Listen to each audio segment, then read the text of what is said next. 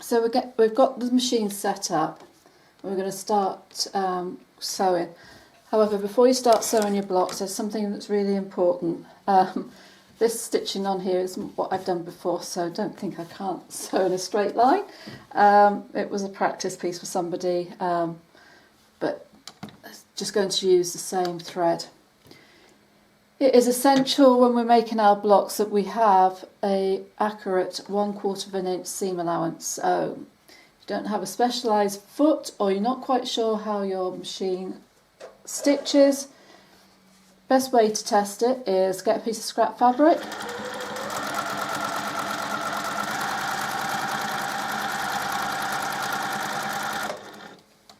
and you're going to stitch all the way down a piece of thread.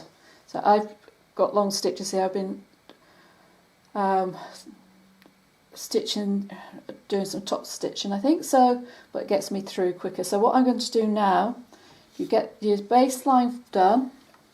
So I always like to use my edge of the foot as a guide.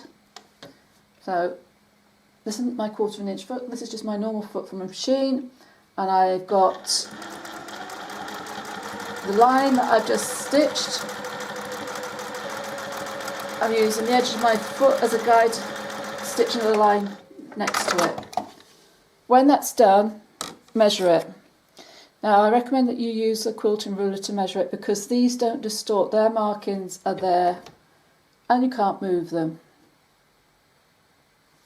And you can measure it. So let me take you up a bit. I will take a photo in case you can't see it on the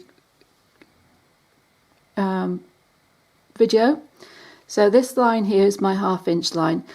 It's a solid line, so I'm laying it over the second line of stitching I went.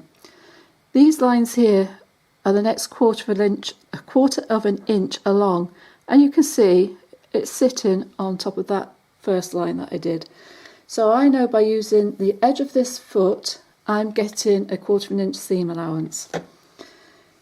If you do that and you don't get a 1/4 of an inch, you can get 1/4 of an inch piecing foots to go with your machine, or for some machines you can adjust where the needle setting is. So you can move your needle to the left or the right depending on whereabouts you want to stitch. So that is another way to do it.